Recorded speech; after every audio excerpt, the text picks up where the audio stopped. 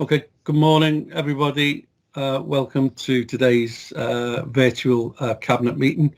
Can I welcome everybody to the meeting, the management team and Cabinet members, and anybody from the public who's watching in today. Can I ask everyone leave your microphones on mute during the meeting? Also, in advance of today's meeting, Cabinet members and myself, along with all the participants, have had electronic copies sent of the agenda. I can confirm that everyone's read through the reports and the proposed decisions that we're going to make. Everyone's familiar with the contents of those reports on today's agenda.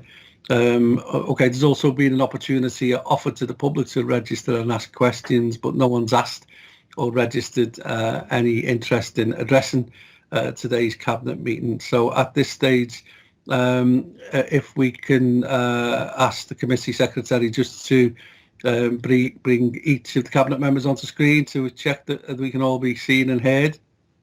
Thanks, Joe. Just a quick reminder to Cabinet members to make sure your cameras are on at the moment. Obviously, we can see yourself, we can see Cllr Brant, we can see Cllr Parsons, Cllr Kushner and Cllr Thomas at this stage.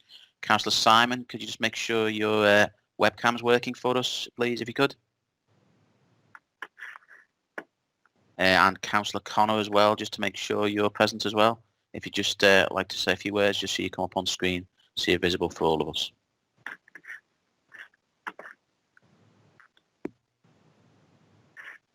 I've got my camera on mine. Okay, thanks, Sharon. You'll come on the screen shortly, as you'll see. Welcome. Wendy, can you hear us okay?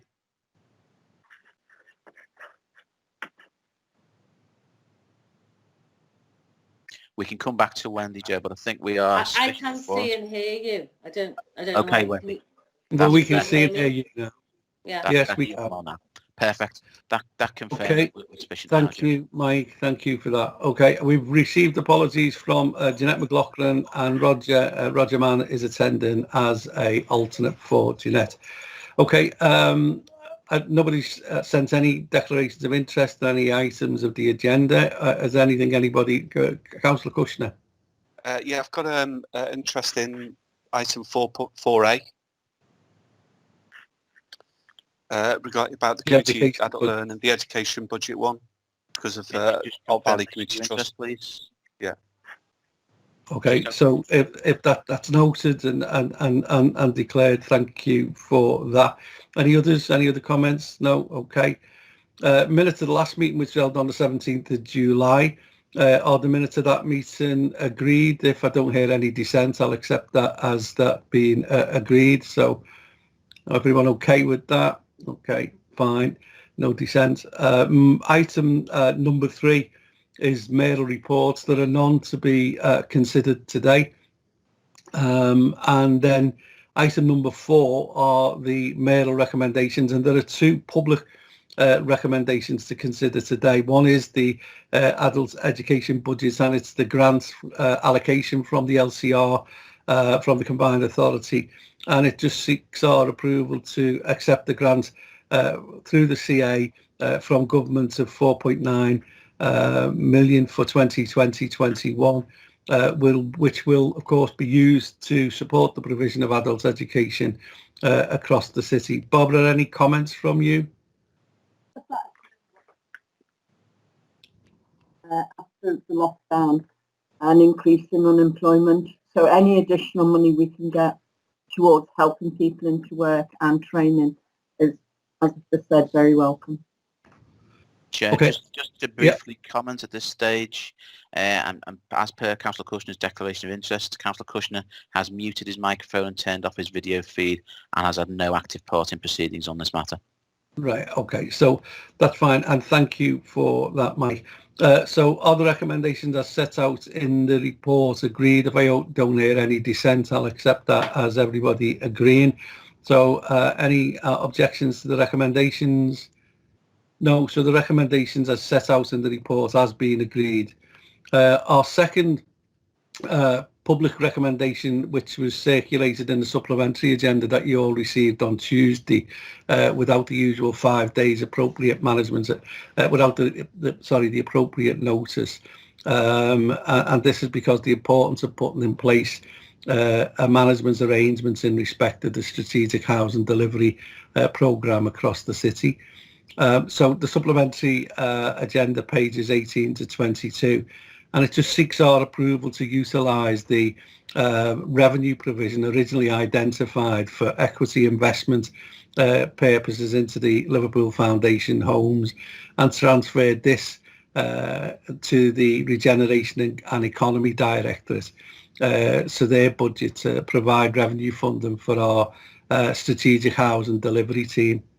And of course, it just is as a response to the recent changes in government policy and reflects our own budget challenges faced by the council. So where we're making efficiencies generated by the delivery of the council housing strategy programme, it's just transferring one from the other. So anybody got any comments to make on the report? It's pretty comprehensive, explanatory report. So any comments, anybody? Okay, so given that there are none, can we ask that recommendation as set out in the report, so we can agree that, please? If there is no dissent, I'll accept that that's been agreed by Cabinet. Okay, so can't hear any dissent, so we'll accept that as agreed. Okay, the next items on the agenda are partially exempt, so I'm just basically suggesting that we take the remaining part exempt recommendation, which again was circulated on Tuesday as part of the supplementary agenda, and only the appendices on this report are exempt. So again, unless Cabinet members have any questions on these, then we'll consider it in public with members of the public who are online looking. If there are no items to be raised, then we'll consider the rest of the report in public. Any questions from anybody in relation to the exempt part of the report? No? Okay, so then we will consider the report now, noting the appendices themselves remain exempt. Okay, part 2, item 3A of that report is to seek approval for a 700,000 424 capital loan investment into Liverpool Foundation homes to facilitate the purchase of a number of homes in Birchfield Street in Everton. And as I said, the report explains the reasons why and sets out the recommendations. So can I ask that do we all agree those recommendations as set out in the report? Okay, nobody's dissenting, so I'll accept that as everybody agreeing that. So that's fine. So we have no other reports on the agenda in terms of in relation to 5, 6, 7 or 8. So there's no really any announcements from me, other than, of course, we have seen some response from Matt Ashton, our Public Health Director, and the Council in response to some concerns that we have in relation to Princes Park, and Paul Brant has been working alongside Matt to deal with this. We've got some concerns in relation to the numbers there. Paul, do you want to just make any comments, please? Yeah, thank you, Mayor. Can you hear me? Okay. Yes. Yeah.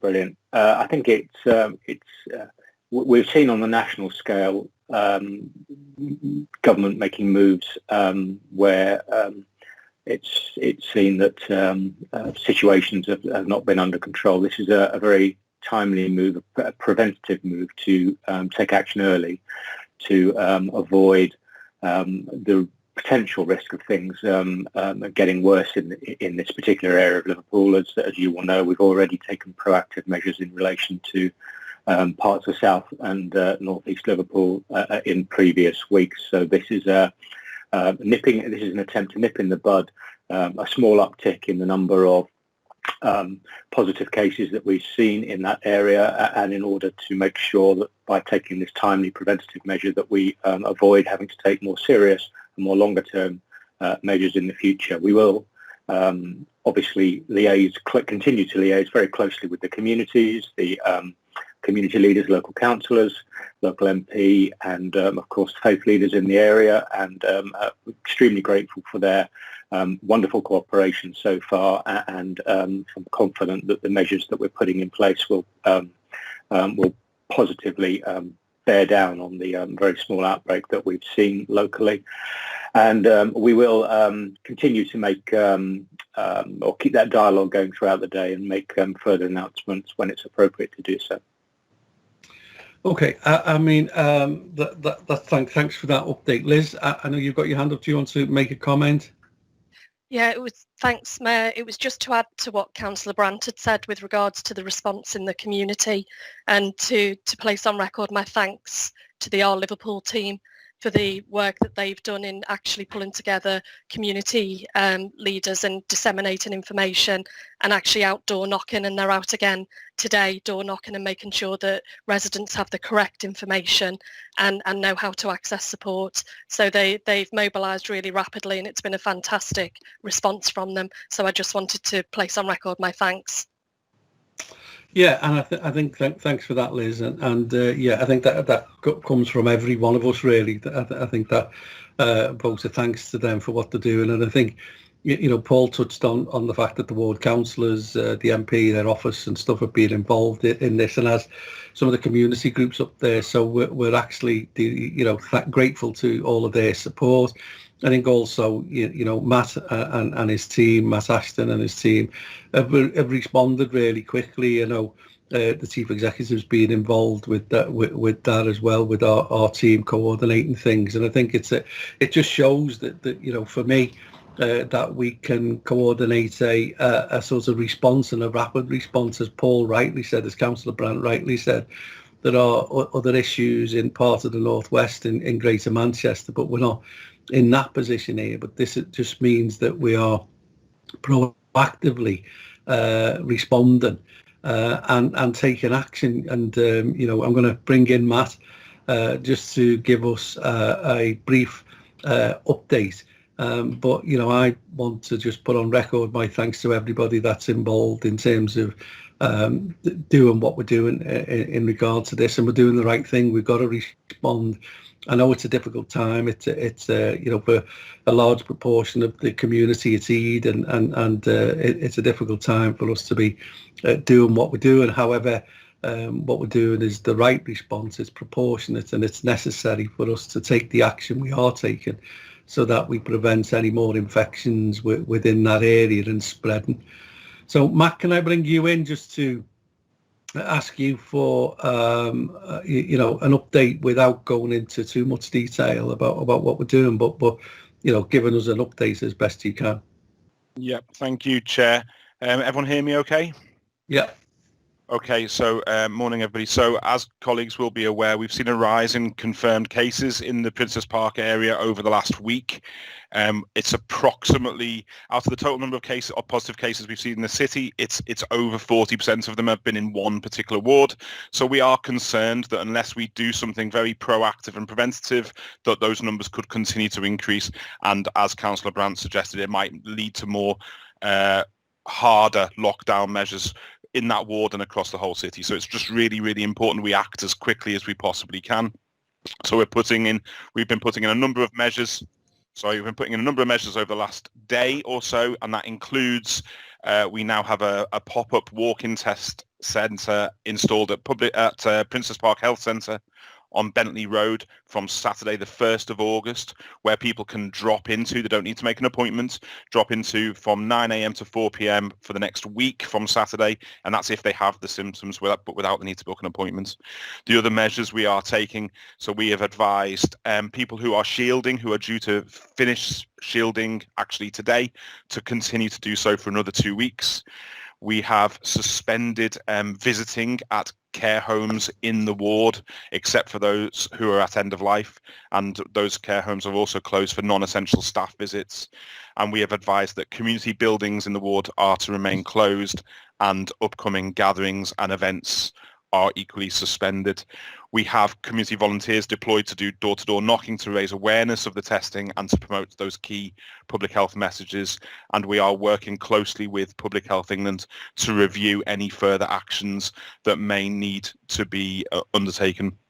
All these measures will be reviewed in 14 days and extended if necessary, and we'll continue to work strongly with our community partners to make sure we have the strongest possible response to this. Just to reinforce this, we are not at the same position as other parts of the country are. These measures are designed to stop us being in that position. Thank you, Chair. Okay, thanks for that, Matt. I think, Matt's given us the information that he can give us there. So I don't really think there's, any questions that anybody can ask in relation to that. Clearly, it's a response, as I said, in terms of, as Matt just said, the number of cases that have been highlighted in the city, 40% of them are in the Princes Park ward. That's not, something that we need to ignore. There's certainly something that needs addressing, and that's why we do it in a proactive way. So I take a great deal of confidence from the fact that we are able to respond and able to identify where there is an increase in infections of COVID in the community and respond accordingly. So as I said, thanks, Matt, and thanks to your team for those efforts, and to Councillor Brant, who's playing a particular important role in that and communicating and dealing with it as well. So all of you, thanks for that. I think there's no need for any questions, and can I therefore close today's Cabinet meeting, but ask Cabinet members to just stay online. So enjoy the weekend, everybody. Weather's going to be nice today, so make the most of it, because I'm sure it will return to rain and clouds again after the weekend. All right, so enjoy the weekend, everybody. Take care, look after yourselves, and speak to you soon. So Mike, if you can end the live stream, and now we finish.